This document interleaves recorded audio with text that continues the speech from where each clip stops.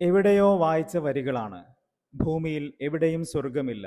പക്ഷേ സ്വർഗത്തിൽ നിന്നും അടർന്നു വീണ ഒരു ഭാഗം ഇപ്പോഴും ഭൂമിയിൽ എവിടെയോ ബാക്കി നിൽക്കുന്നുണ്ട്. അതാണ് കാശ്മീർ. ഒരുപാട് കാലമായി ആഗ്രഹിച്ചിരുന്നതും ഒടുവിൽ സംഭവിച്ചതുമായ കാശ്മീരിലേക്ക് നടത്തിയ ഒരു വൺ വീക്ക് ട്രിപ്പിന്റെ വിശേഷങ്ങളാണ് ഈ വീഡിയോ. ഈ യാത്ര പോകുന്നത് എൻ്റെ ഏറ്റവും വേണ്ടപ്പെട്ട രണ്ട് സുഹൃത്തുക്കളോടൊപ്പമാണ്, റിയാസും സെയ്ദും. രണ്ടുപേരും ഗൾഫിലായിരുന്നുവെങ്കിലും ഈ ഒരു ട്രിപ്പിന് കൂടി വേണ്ടിയാണ് അവർ ഒരുമിച്ച് നാട്ടിലേക്ക് വരുന്നത്. അത്യാവശ്യം കാശ്മീരിനെ കുറിച്ചും അവിടേക്ക് എത്തിച്ചേരാനുള്ള വഴികളെക്കുറിച്ചും കാശ്മീരിൽ എക്സ്പ്ലോർ ചെയ്യാനുള്ള പ്രധാനപ്പെട്ട സ്ഥലങ്ങളെക്കുറിച്ചെല്ലാം വ്യക്തമായി പഠിച്ചിട്ടാണ് ഞങ്ങൾ ഈ യാത്ര ആരംഭിക്കുന്നത്. ഏത് സീസണിൽ കാശ്മീരിൽ പോയാലും അതിൻ്റെ വശ്യമായ സൗന്ദര്യം കൊണ്ട് സഞ്ചാരികളെ ആകർഷിക്കാൻ കഴിയുന്ന അത്രയും മനോഹാരിത ഒരുപക്ഷെ അത് കാശ്മീരിന് മാത്രമായിരിക്കും ഉണ്ടാവുക. ഞങ്ങൾ പോകുന്നത് മെയ് മാസം പകുതിയോടടുത്താണ്. അതായത് കാശ്മീരിന്റെ കാലാവസ്ഥ അനുസരിച്ച് പറയുകയാണെങ്കിൽ ഈ സമയത്ത് അവിടെ സമ്മർ ആണെങ്കിലും സോനമാർഗും ഗുൽമാർഗും എല്ലാം മഞ്ഞിൽ പുതഞ്ഞു കിടക്കുന്ന ഒരു സമയം കൂടിയാണിത്. അതുപോലെ തന്നെ പെഹൽഗാമിന്റെ പച്ചവിരിച്ച പുൽപ്പാടങ്ങളും മലയോരങ്ങളും ഏറ്റവും സുന്ദരമായി കാണപ്പെടുന്നതും ഈ സമ്മറിൽ തന്നെയാണ്. കാശ്മീരിലേക്കുള്ള യാത്ര നമുക്ക് പലതരത്തിൽ പ്ലാൻ ചെയ്ത് പോവാൻ കഴിയും. ഫ്ലൈറ്റ് വഴിയാണ് പ്ലാൻ ചെയ്യുന്നതെങ്കിൽ കൊച്ചിയിൽ നിന്നും കണക്ഷൻ ഫ്ലൈറ്റ് വഴി ശ്രീനഗർ വരെ ഫ്ലൈറ്റ് യാത്ര നടത്താം. ഇനി ട്രെയിൻ വഴിയാണ് യാത്ര പ്ലാൻ ചെയ്യുന്നതെങ്കിൽ കേരളത്തിൽ നിന്നും നേരിട്ട് ജമ്മുതായി വരെ പോകുന്ന ഹിമസാഗർ എക്സ്പ്രസിൽ ട്രെയിൻ വഴിയും കാശ്മീരിലേക്ക് എത്തിച്ചേരാം. ഇങ്ങനെയൊക്കെ പോവാമെങ്കിലും ഞങ്ങൾ യാത്ര പ്ലാൻ ചെയ്തത് വേറൊരു രീതിയിലാണ്. കൊച്ചിയിൽ നിന്നും ഡൽഹി വരെ ഫ്ലൈറ്റും ഡൽഹി ടു ജമ്മുതാവി ട്രെയിൻ യാത്ര ഇങ്ങനെയായിരുന്നു ഞങ്ങളുടെ പ്ലാൻ. ഇങ്ങനെ ഒരു രീതിയിൽ പോവാൻ പ്ലാൻ ചെയ്യാനുള്ള കാരണം ഡൽഹി വരെ ഫ്ലൈറ്റ് ആയതുകൊണ്ട് നമുക്ക് ഒരുപാട് സമയം ലാഭിക്കാം. Delhi to Jammutawi train available ആയതുകൊണ്ട് ഒരു ഓവർനൈറ്റ് ജേണി കൊണ്ട് തന്നെ വലിയ ചെലവില്ലാതെ നമുക്ക് കാശ്മീരിൽ എത്താനും കഴിയും. അങ്ങനെ മെയ് 16 രാവിലെ 9 മണിക്ക് കൊച്ചി എയർപോർട്ടിൽ നിന്നാണ് ഞങ്ങളുടെ ഫ്ലൈറ്റ് യാത്ര ആരംഭിക്കുന്നത്. ഇടപ്പള്ളിയിലുണ്ടായിരുന്ന എൻ്റെ റൂമിൽ നിന്നും ഞങ്ങൾ 3 പേരും മെട്രോ വഴി ആലുവ എത്തി. അവിടെ നിന്നും ഒരു ഓട്ടോ ഹയർ ചെയ്ത് ഞങ്ങളിപ്പോൾ കൊച്ചി വിമാനത്താവളത്തിലേക്ക് പോകുന്ന വഴിയിലാണ്. ചെറിയൊരു ചാറ്റൽ മഴ ഓട്ടോയുടെ ഫ്രണ്ട് ഗ്ലാസ്സിൽ ഇങ്ങനെ വന്ന് വീഴുന്നുണ്ട്. ചിതറി വീണ മഴത്തുള്ളികൾ യഥാർത്ഥത്തിൽ കുളിര് കോറിയിട്ടത് എൻ്റെ മനസ്സിലായിരുന്നു. കാരണം ഒരുപാട് കാലം കാത്തിരുന്ന് ഒടുവിൽ പോവാമെന്നായപ്പോൾ നൂറുകണക്കിന് വീഡിയോകളിലൂടെ കാശ്മീരിൻ്റെ ഓരോ വീഥികളെക്കുറിച്ചും മനസ്സിരുത്തി പഠിച്ച് അത്യാവശ്യം കുഴപ്പമില്ലാത്ത ഒരു പ്ലാൻ എല്ലാം ഉണ്ടാക്കി കാത്തിരുന്നത് ഈ ഒരു ദിവസത്തിന് വേണ്ടിയായിരുന്നു. ഫ്ലൈറ്റ് കുറച്ച് ഡിലേ ആയത് കാരണം ബോർഡിംഗ് പാസ് എടുത്ത് 2 മണിക്കൂർ കാത്തിരിക്കേണ്ടി വന്നു.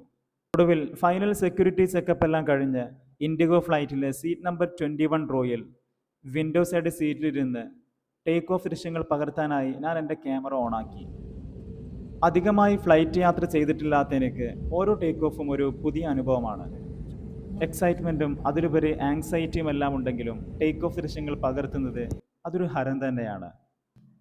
ഞാനിരിക്കുന്ന ഫ്ലൈറ്റിൻ്റെ ടേക്ക് ഓഫ് പകർത്താൻ വേണ്ടി കാത്തിരിക്കുന്ന എൻ്റെ ക്യാമറയിലേക്ക് വളരെ അപ്രതീക്ഷിതമായി ലാൻഡിങ്ങിനായി പറന്നിറങ്ങുന്ന മറ്റൊരു ഫ്ലൈറ്റും കുറച്ചകലെ ഇതേ സ്നാപ്പിലൂടെ ചൂളമടിച്ച് ചീറിപ്പായുന്ന ഒരു ട്രെയിനും നിങ്ങൾക്കിപ്പോൾ കാണാം. കുറച്ച് കഴിഞ്ഞപ്പോഴേക്കും ചക്രവാളം ലക്ഷ്യമാക്കി പറന്നുയരുന്ന ഒരു പരുന്തിനെ പോലെ ഞങ്ങളിരിക്കുന്ന വിമാനവും വെള്ളിമേഘങ്ങൾക്കിടയിൽ ഒരു വെള്ളപ്പൊട്ട് പോലെ ഒരു കുഞ്ഞു പരുന്തായി മാറിയിട്ടുണ്ടായിരുന്നു. സമുദ്രനിരപ്പിൽ നിന്നും ഏകദേശം 40,000 അടി ഉയരത്തിൽ ചുറ്റും വെള്ളപ്പന്നിക്കെട്ടുകൾ പോലെ പരന്നുകിടക്കുന്ന മേഘക്കുഞ്ഞുങ്ങളും നീലാകാശവും. കിലോമീറ്ററുകൾക്ക് താഴെ ഒരു വലിയ സർപ്പം പോലെ വളഞ്ഞു പുളഞ്ഞു പോകുന്ന പുഴകൾ, അമ്പരചുംബിയായി നിൽക്കുന്ന സഹ്യസാനുക്കൾ. എനിക്കിതെല്ലാം കൗതുകം നിറഞ്ഞ അനുഭവങ്ങളായിരുന്നു. നമ്മളിതൊക്കെ എത്ര കണ്ടിട്ടുണ്ട് എന്ന പുച്ഛഭാവത്തോടെ വാഴ വെട്ടിയിട്ട പോലെ എൻ്റെ അപ്പുറത്തെ സീറ്റിലിരുന്ന് സെയ്ദും റിയാസും കൂർക്കം വലിച്ചിറങ്ങുന്നുണ്ട്. 3 മണിക്കൂറോളം നീണ്ട വിമാനയാത്ര അവസാനിച്ചു. ഡൽഹി ഇന്ദിരാഗാന്ധി ഇന്റർനാഷണൽ എയർപോർട്ടിൽ ഇൻഡിഗോ ഫ്ലൈറ്റ് ലാൻഡ് ചെയ്തു. വിമാനത്താവളത്തിൽ നിന്നും പുറത്തു കടന്ന് ഡൽഹി മെട്രോ വഴി ഓൾഡ് ഡൽഹി റെയിൽവേ സ്റ്റേഷനിലേക്കാണ് ഇപ്പോൾ ഞങ്ങൾ പോകുന്നത്. സംഭവം നമ്മുടെ ക്യാപിറ്റൽ തന്നെയാണെങ്കിലും ഓൾഡ് ഡൽഹിയിലൂടെയുള്ള യാത്ര ഒരു ദുരിത അനുഭവം തന്നെയാണ്. വൃത്തിയുള്ള ഒരു ഹോട്ടലിന് വേണ്ടി ലഗേജും താങ്ങി ഞങ്ങൾ ഒരുപാട് നടന്നെങ്കിലും കണ്ടെത്താൻ കഴിഞ്ഞില്ല. പിന്നെ അടുത്ത് കണ്ട ഒരു ഹോട്ടലിൽ കയറി കിട്ടിയ ഫുഡും കഴിച്ച് റെയിൽവേ സ്റ്റേഷനിലെത്തി. ഓൾഡ് ഡൽഹിയിൽ നിന്നും ഇനി ജമ്മുതായി വരെ ട്രെയിൻ വഴിയാണ് യാത്ര. സ്ലീപ്പർ ടിക്കറ്റെല്ലാം മുമ്പ് തന്നെ ബുക്ക് ചെയ്തിട്ടുണ്ടായിരുന്നു. വൈകുന്നേരം 5 മണിക്കാണ് ട്രെയിൻ. ടിക്കറ്റ് എല്ലാം മുമ്പ് തന്നെ കൺഫേം ആയത് കാരണം വേറെ ടെൻഷൻസ് ഒന്നുമില്ല. അതുകൊണ്ട് തന്നെ കുറച്ചു നേരം ഒന്ന് റിലാക്സ് ചെയ്യാമെന്ന് കരുതി. കൊച്ചി മുതൽ ഡൽഹി വരെ ഒരു അടിപൊളി ഫ്ലൈറ്റ് യാത്രയാണ് ലഭിച്ചതെങ്കിലും പിന്നെയാണ് ഈ ഒരു കാശ്മീർ ട്രിപ്പിൽ തന്നെ ഒരിക്കലും ഓർക്കാൻ ഇഷ്ടപ്പെടാത്ത ഒരു ദുരന്ത അനുഭവം ഞങ്ങൾക്കുണ്ടായത്. ഡൽഹി മുതൽ ജമ്മു വരെ ട്രെയിൻ ടിക്കറ്റ് കൺഫേം ആണെന്നുള്ള ആശ്വാസത്തിലിരിക്കുമ്പോഴാണ് ഇന്ത്യൻ റെയിൽവേയുടെ IRCTCയുടെ ഒരു മെസ്സേജ് എൻ്റെ മൊബൈലിൽ വന്ന് റിങ് ചെയ്തത്. കാര്യം മറ്റൊന്നുമല്ല, ഞങ്ങളുടെ ഡൽഹി മുതൽ ജമ്മു വരെയുള്ള ട്രെയിൻ ക്യാൻസൽ ചെയ്തിരിക്കുന്നു എന്നതായിരുന്നു മെസ്സേജ്. പഞ്ചാബിലും ഹരിയാനയിലും നടക്കുന്ന കർഷക സമരത്തിന്റെ ഭാഗമായി റെയിൽവേ ട്രാക്ക് തടയുന്നതിനാലാണ് ഞങ്ങളുടെ ട്രെയിൻ ക്യാൻസൽ ചെയ്തത്. നമ്മൾ എത്ര തന്നെ പ്ലാൻ ചെയ്താലും ലോങ് ട്രിപ്പുകളിൽ പലപ്പോഴായും സംഭവിക്കുന്ന ചില അപ്രതീക്ഷിതമായി വരുന്ന തടസ്സങ്ങളുണ്ടാവും. പല ആളുകളുടെ കാശ്മീർ ട്രിപ്പ് വീഡിയോകളിലും ഞാൻ ഇതുപോലെയുള്ള പല സംഭവങ്ങളും കണ്ടിരുന്നു.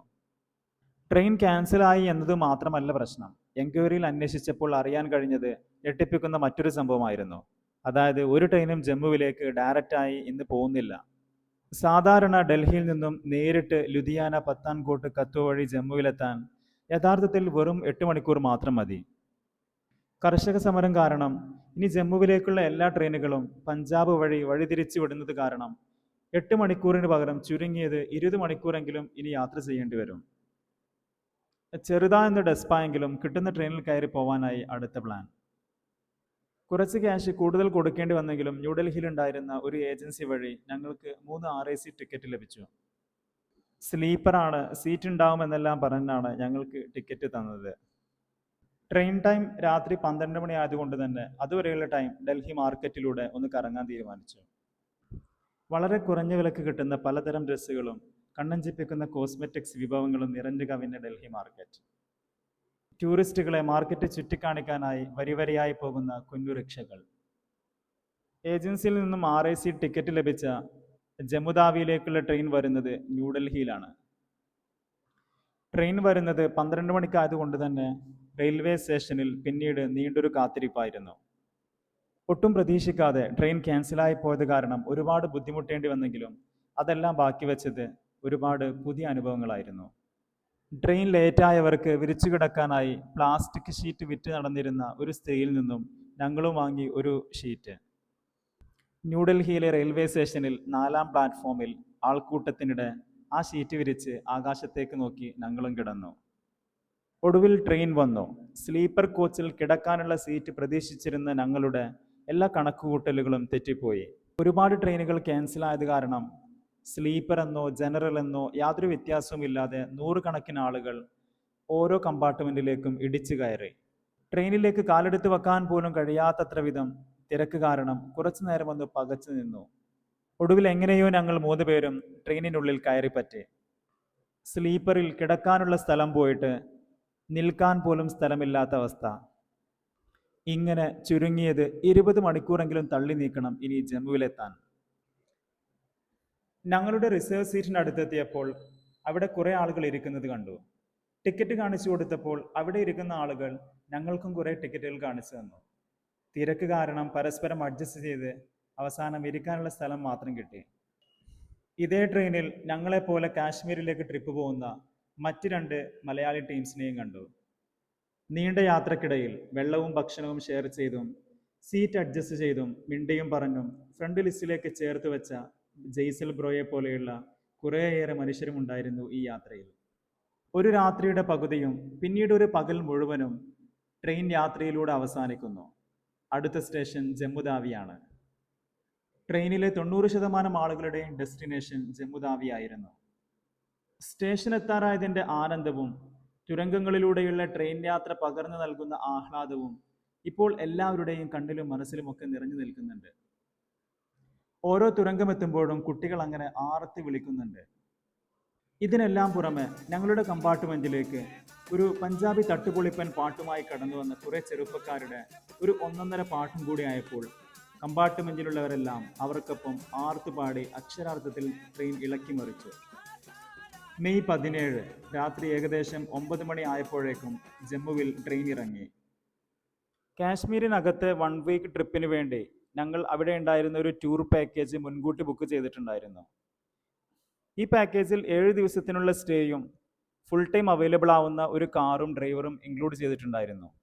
ഞങ്ങൾ അയച്ചു കൊടുത്ത ലൊക്കേഷനിൽ ഡ്രൈവർ വന്ന് ഞങ്ങളെ പിക്ക് ചെയ്തു. ഇനി ജമ്മുവിൽ നിന്നും ശ്രീനഗറിലേക്കുള്ള യാത്രയാണ്.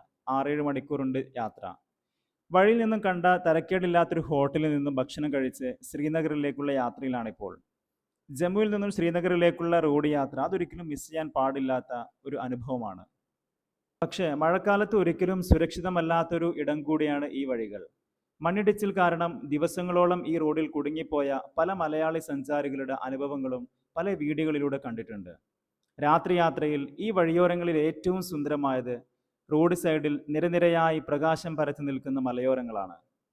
ഇപ്പോൾ നമ്മൾ പോകുന്നത് ഇന്ത്യയിലെ തന്നെ ഏറ്റവും നീളം കൂടിയ, അതായത് 10 കിലോമീറ്ററോളം നീളമുള്ള ഒരു റോഡ് ടണലിലൂടെയാണ്.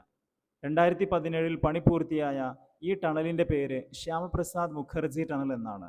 ജമ്മുവിൽ നിന്നും ശ്രീനഗറിലേക്കുള്ള യാത്രാ സമയം ഈ ടണൽ വന്നതിന് ശേഷം 2 മണിക്കൂർ കുറക്കാൻ കഴിഞ്ഞിട്ടുണ്ട്. ജമ്മുവിൽ നിന്നും ശ്രീനഗറിലേക്കുള്ള വഴിയും യാത്രയും ഒരു വല്ലാത്ത അനുഭൂതിയാണെങ്കിലും ഈ വഴിയിൽ തന്നെയാണ് 2019 40 CRPF ജവാന്മാരുടെ ജീവനെടുത്ത ടെററിസ്റ്റ് അറ്റാക്ക് നടന്ന പുൽവാമ എന്ന സ്ഥലവും. കാശ്മീർ അതിൻ്റെ സൗന്ദര്യം കൊണ്ട് ഓരോ സഞ്ചാരിയെയും അത്രമേൽ ആകർഷിക്കാൻ കഴിവുള്ളതാണെങ്കിലും അതിനെ ചുറ്റിവരിഞ്ഞു കിടക്കുന്ന അരക്ഷിതാവസ്ഥ പലപ്പോഴും അവിടെ വരുന്നവരുടെ ഹൃദയത്തിൽ ചെറിയൊരു ആശങ്കയും കോറിയിടാറുണ്ട്. കാര്യങ്ങളൊക്കെ ഇങ്ങനെയാണെങ്കിലും കാശ്മീരിൽ എത്തിയപ്പോൾ എനിക്ക് അനുഭവപ്പെട്ടൊരു കാര്യം, ഒരു തരത്തിലും അങ്ങനെ യാതൊരുവിധ അരക്ഷിതാവസ്ഥയും നമുക്ക് അവിടെ എത്തിച്ചേർന്നാൽ പിന്നെ ഫീൽ ചെയ്യില്ല എന്നതാണ്. മറ്റേതൊരു ടൂറിസ്റ്റ് പ്ലേസുമായി കാശ്മീരിനെ കമ്പയർ ചെയ്യുമ്പോൾ അവിടെയുള്ള ആളുകൾ കുറച്ചുകൂടി ശാന്തരാണ്. അവിടെയുള്ള മാർക്കറ്റിലെ കച്ചവടക്കാർ പോലും ഒരു ശല്യമാകുന്ന തരത്തിൽ ഒരു വാക്കുപോലും അധികമായി സംസാരിക്കില്ല. അനാവശ്യമായ വിലപേശലുകൾ പോലുമില്ല.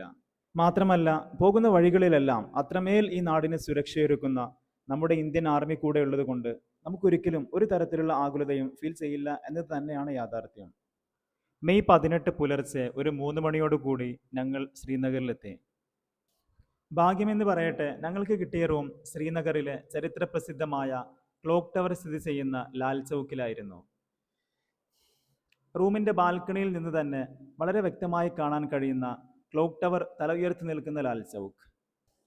ബ്രിട്ടീഷ് എംപയറിൽ നിന്നും ഇന്ത്യ സ്വാതന്ത്ര്യം നേടിയതിനു ശേഷം ഇന്ത്യയുടെ പ്രഥമ പ്രധാനമന്ത്രി ജവഹർലാൽ നെഹ്റു 1948 ത്രിവർണ പതാക ഉയർത്തിയ അതേ ലാൽ ചൗക്ക്. 1990 കാശ്മീരിൽ ഉണ്ടായിരുന്ന തീവ്ര നിലപാട് വെച്ച് പുലർത്തിയിരുന്ന സെപ്പറേറ്റിസ്റ്റുകൾ ലാൽ ചൗക്കിൽ ത്രിവർണക്കൊടി ഉയർത്താൻ വെല്ലുവിളിച്ചപ്പോൾ നാഷണൽ സെക്യൂരിറ്റി ഗാർഡ്സ് സധൈര്യം ആ ചലഞ്ച് ഏറ്റെടുത്ത് ഇന്ത്യൻ പതാക ആകാശത്തേക്ക് ഉയർത്തിക്കെട്ടിയ അതേ ലാൽ ചൗക്ക്. കാശ്മീരിൽ ഉണ്ടായിരുന്ന ഓരോ ദിവസവും ഞങ്ങളുടെ യാത്ര തുടങ്ങിയിരുന്നത് ലാൽ ചൗക്കിലെ ക്ലോക്ക് ടവറിന് മുമ്പിൽ നിന്നായിരുന്നു. ലാൽ ചൗക്കിലെ ഓരോ പ്രഭാതവും അതിമനോഹരമായിരുന്നു. അതിലേറ്റവും മനോഹരമായിരുന്നത് പതിവ് കാഴ്ചയായിരുന്ന ഈ കാശ്മീരി വയോധികന്റെ നന്മ നിറഞ്ഞ മനസ്സായിരുന്നു.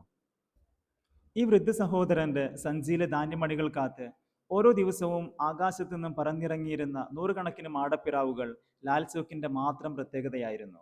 കോടമഞ്ഞ് മാറി നിന്ന് ലാൽ ചൗക്കിന്റെ ഹൃദയഭാഗത്ത് വെയിൽ പരക്കാൻ തുടങ്ങുമ്പോൾ ഈ തട്ടുകടയിൽ നിന്നും കാശ്മീരി ആട്ടിൻ പാല് കൊണ്ട് കാച്ചിയ ഒരു ചൂട് ചായ കുടിക്കുമ്പോൾ കിട്ടുന്ന ഒരു അനുഭൂതി അതൊന്ന് വേറെ തന്നെയാണ്. മെയ് 18 ഞങ്ങളുടെ കാശ്മീർ ട്രിപ്പിന്റെ ഫസ്റ്റ് ഡേ ആണ്. ഈ ദിവസം പ്ലാൻ ചെയ്തിരിക്കുന്നത് പ്രധാനമായും ശ്രീനഗർ സൈറ്റ് സീയിങ് ആണ്. ആദ്യമായി പോകുന്നത് മുഗൾ ഗാർഡനുകളിലേക്കാണ്. ലാൽ ചൗക്കിൽ നിന്നും ലോകപ്രശസ്തമായ കാശ്മീരിലെ ദാൽ ലേക്കിനരികിലൂടെയാണ് ഈ യാത്ര. ലാൽ ചൗക്കിൽ നിന്നും ഏകദേശം ഒരു 10 കിലോമീറ്റർ യാത്ര ചെയ്താൽ തന്നെ നമുക്ക് ഈ മുഗൾ ഗാർഡനുകളിലേക്ക് എത്താം. പച്ചപ്പരവതാനി പൊതിഞ്ഞു കിടക്കുന്ന മനോഹരമായ ഉദ്യാനങ്ങളാണ് ഈ മുഗൾ ഗാർഡനുകൾ. ചുറ്റും കണ്ണെത്താ ദൂരത്തേക്ക് പരന്നു കിടക്കുന്ന മലയോരങ്ങളും കാണാം. ഈ ഒരു സമ്മർ സീസണിലെ കശ്മീരിന്റെ ഏറ്റവും വലിയൊരു അട്രാക്ഷനും എവിടെ നോക്കിയാലും കണ്ണെത്താ ദൂരത്തേക്ക് വ്യാപിച്ചു കിടക്കുന്ന ഈ പച്ചപ്പ് തന്നെയാണ്.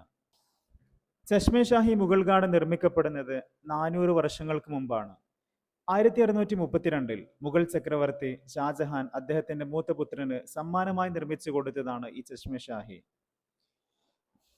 ഹിമാലയൻ പർവ്വതനിരകളുടെയും പീർപ്പാഞ്ചലിന്റെയും ഇടയിൽ സ്ഥിതി ചെയ്യുന്ന മനോഹരമായ ജബർവാൻ മലനിരകളാണ് ഈ ഉദ്യാനത്തിന്റെ ബാക്ക്ഡ്രോപ്പിൽ കാണുന്നത്. ഈ ഉദ്യാനത്തിന്റെ ഏറ്റവും സുന്ദരമായ ഭാഗവും ഇതിന്റെ ബാക്ക്ഡ്രോപ്പ് തന്നെയാണ്. ദാൽ ലേക്കിലേക്ക് ചാഞ്ഞു കിടക്കുന്നത് പോലെ വെള്ളിമേഘം നിറഞ്ഞ ആകാശവും അതിനു കുറുകെ പച്ചവിരിച്ചു കിടക്കുന്ന മലനിരകളും കൂടിച്ചേരുന്നത് കൊണ്ട് തന്നെയാണ് ഇതൊരു വിസ്മയ ദൃശ്യമായി മാറുന്നതും. ടെറൈനിൽ വലിയ വ്യത്യാസമില്ലെങ്കിലും പലതരത്തിലുള്ള അലങ്കാര ചെടികൾ കൊണ്ട് സമ്പന്നമായ മറ്റൊരു ഗാർഡനാണ് നെഹ്റു മെമ്മോറിയൽ ബൊട്ടാണിക്കൽ ഗാർഡൻ. നമ്മുടെ പ്രഥമ പ്രധാനമന്ത്രി ജവഹർലാൽ നെഹ്റുവിന്റെ ഓർമ്മയ്ക്ക് വേണ്ടി 1987 പണി പൂർത്തിയാക്കിയ ഈ ഉദ്യാനത്തില് 15,000-ൽ വരുന്ന അലങ്കാര സസ്യങ്ങളും മാനമുട്ടെ പന്തലിച്ച് നിൽക്കുന്ന ഓക്ക് മരങ്ങളും തന്നെയാണ് ഈ ഒരു ഉദ്യാനത്തിന്റെയും പ്രത്യേകത. ബാക്ക്ഡ്രോപ്പിൽ ഇവിടെയും കാണുന്നത് ജബർവാൻ മലനിരകൾ തന്നെയാണ്. പരമാനന്ദങ്ങളുടെ ഉദ്യാനം എന്നർത്ഥം വരുന്ന നിഷാദ് ബാഗ് ഗാർഡനിലാണ് ഇപ്പോൾ നമ്മൾ നിൽക്കുന്നത്. ലാൽ തടാകത്തിന്റെ കിഴക്കേ അറ്റത്ത് ശ്രീനഗറിന്റെ ഓരം ചേർന്ന് കിടക്കുന്ന ഈ ഉദ്യാനം നിർമ്മിച്ചത് 1633-ൽ മുഗൾ രാജ്ഞിയായിരുന്ന നൂർജഹാന്റെ സഹോദരൻ ആസിഫ് ഖാൻ ആയിരുന്നു. ആലംഗീർ ചക്രവർത്തിയുടെ മകളും മുഗൾ രാജകുമാരിയുമായിരുന്ന സുഹ്റ ബീഗത്തിന്റെ ശവകുടീരവും ഈ ഗാർഡനിൽ തന്നെയാണ് സ്ഥിതി ചെയ്യുന്നത്. നിരനിരയായി നിൽക്കുന്ന ചിനാർ മരങ്ങളും സൈപ്രസ് ട്രീകളും ജബർവാൻ മലനിരകളുടെ ബാക്ക്ഡ്രോപ്പിൽ പൂത്തുലഞ്ഞു നിൽക്കുന്ന അലങ്കാര ചെടികളാലും ചെറിയ തടാകങ്ങളാലും സുന്ദരമാണ് ഈ ഉദ്യാനം. നിഷാദ് ബാഗിന്റെ പുറത്ത് റോഡിന്റെ ഒരു വശത്ത് നീണ്ടു നിവർന്നു കിടക്കുന്ന ദാൽ ലേക്ക്, മറുവശത്ത് അത്യാവശ്യം റീഫ്രഷ്മെന്റിന് സൗകര്യമുള്ള ഒരു കുഞ്ഞു മാർക്കറ്റുമുണ്ട്. അവിടെ നിന്ന് കട്ട് ഫ്രൂട്ട്സ് എല്ലാം വാങ്ങി ഇനി ഇപ്പോൾ പോകുന്നത് ഷാലിമാർ ഗാർഡനിലേക്കാണ്. മുഗൾ ഗാർഡനുകളിൽ അലങ്കാര സസ്യങ്ങളെ കൊണ്ട് ഏറ്റവും സമ്പന്നമായ ഒരു ഉദ്യാനമാണ് ഷാലിമാർ.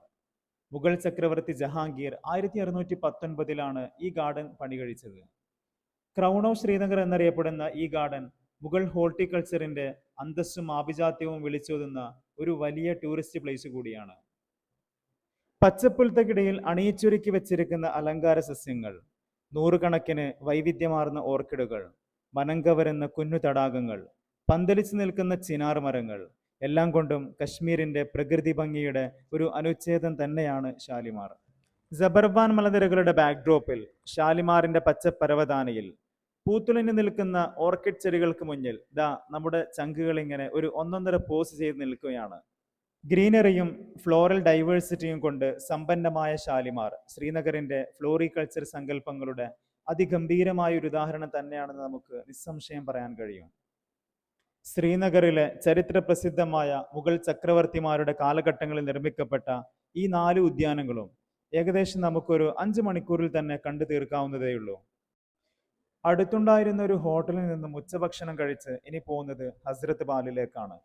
ദാൽ ലേക്കിന്റെ വടക്കേ തീരത്ത് മുഗൾ ചക്രവർത്തി ഷാജഹാന്റെ ഭരണകാലത്താണ് പുണ്യഗേഹം എന്നർത്ഥം വരുന്ന ഹസ്രത്ത് ബാൽ നിർമ്മിക്കപ്പെടുന്നത്.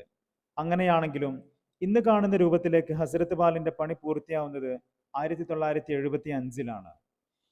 മുഗൾ ഭരണാധികാരി ഔറംഗസേബിന്റെ കാലഘട്ടത്തിൽ പ്രവാചകന്റെ തിരുകേശം ഇവിടെ കൊണ്ടുവന്ന് സൂക്ഷിക്കപ്പെട്ടിട്ടുണ്ട് എന്ന് വിശ്വസിക്കപ്പെടുന്നത് കൊണ്ട് തന്നെ കാശ്മീരിലെ ഒരു പ്രധാന തീർത്ഥാടന കേന്ദ്രം കൂടിയാണ് ഹസ്രത്ത് ബാൽ. ആകാശത്തു നിന്നും ഇറങ്ങി വന്ന് ഹസ്രത്ത് ബാലിന് ചുറ്റും വട്ടമിട്ട് പറക്കുന്ന വെള്ളരിപ്രാവുകൾ ഇവിടെ ഒരു കൗതുകം ജനിപ്പിക്കുന്ന കാഴ്ച തന്നെയാണ്. ചിറകടിച്ച് പറക്കുന്ന മാടപ്പിറാവുകളുടെ ബാക്ക്ഗ്രൗണ്ടിൽ ഒരു കുഞ്ഞു റീലെടുക്കാൻ വേണ്ടി കിണഞ്ഞു പരിശ്രമിക്കുന്നതിന്റെ ദൃശ്യങ്ങളാണിത്.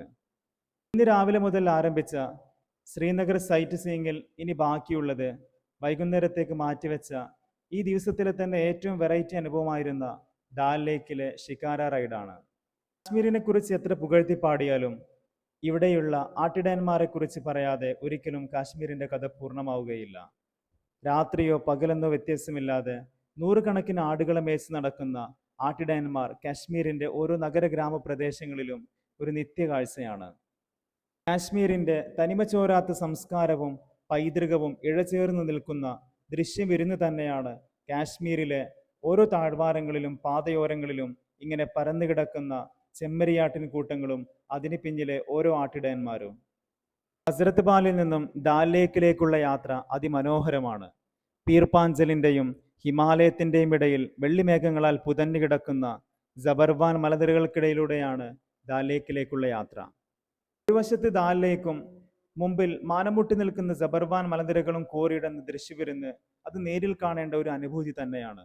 3 വശം ശങ്കരാചാര്യ മലനിരകളാലും ഒരു ഭാഗം ജബർവാൻ മൗണ്ടെയിൻ റേഞ്ചിനാലും ചുറ്റപ്പെട്ട് കിടക്കുന്ന 22 ചതുരശ്ര കിലോമീറ്റർ വിസ്തൃതിയുള്ള കാശ്മീരിലെ മോസ്റ്റ് വിസിറ്റിംഗ് പ്ലേസ് ആയ ഏറ്റവും വലിയ 2ാമത്തെ ശുദ്ധജല തടാകമാണ് ദാൽ ലേക്ക്.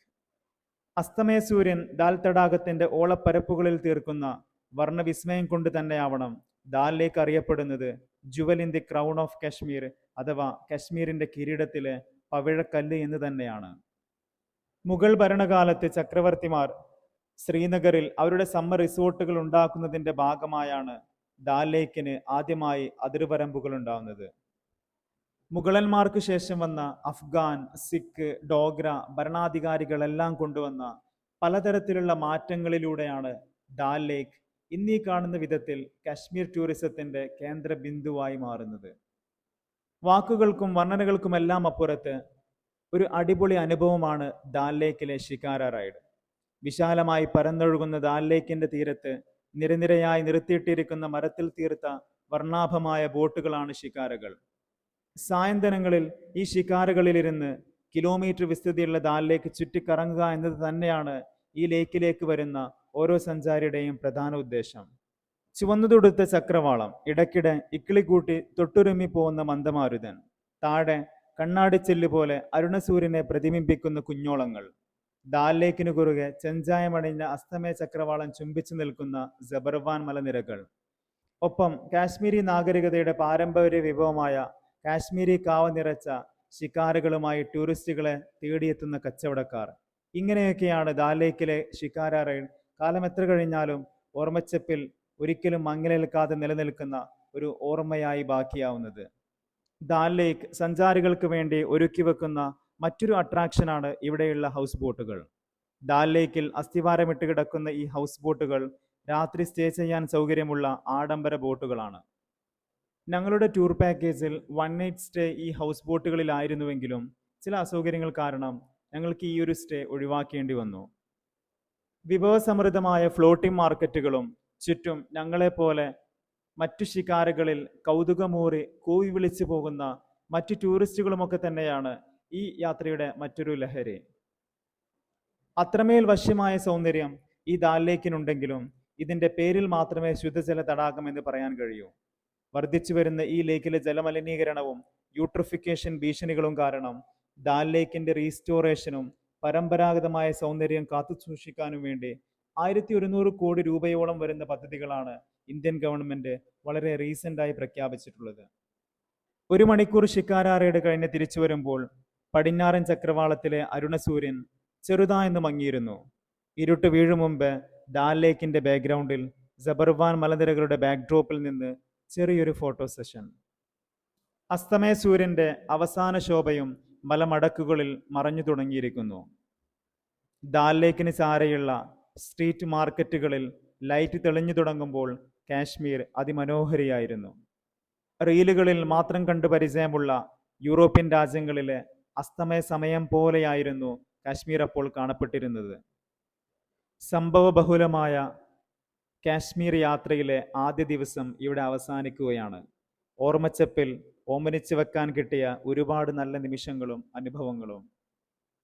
ചരിത്രത്തിൽ എന്നും അറിയപ്പെടുന്നത് ഡിസ്പ്യൂട്ടഡ് കാശ്മീർ എന്നാണെങ്കിലും ഓരോ ഭാരതീയന്റെയും അഭിമാനമായ ഇന്ത്യൻ ആർമിയുടെ വീറും വാശിക്ക് മുമ്പിൽ അന്തസ്സോടെ തലയുയർത്തി നിൽക്കുന്ന ഇന്ത്യൻ അഡ്മിനിസ്ട്രേറ്റഡ് കാശ്മീർ, അതിലെ ഓരോ ടെറൈനും തീർത്തും വൈവിധ്യമായതുകൊണ്ട് തന്നെ ഇവിടെ സ്പെൻഡ് ചെയ്ത ഓരോ നിമിഷവും അത്രമേൽ സ്പെഷ്യൽ തന്നെയായിരുന്നു. കാശ്മീരിന്റെ സമ്മർ സീസണിൽ പോലും മഞ്ഞു പുതച്ച് കിടക്കുന്ന സോനമാർഗിലേക്കും ഗുൽമാർഗിലേക്കുമാണ് അടുത്ത ദിവസങ്ങളിലെ യാത്ര. അവിടേക്ക് എത്തിപ്പെടാനുള്ള കുതിരസവാരിയുടെയും ഐസിൽ പൊതിഞ്ഞു കിടക്കുന്ന മലമടക്കുകളുടെയും കൂടുതൽ വിശേഷങ്ങളുമായി നമുക്ക് വീണ്ടും അടുത്ത വീഡിയോയിൽ കാണാം.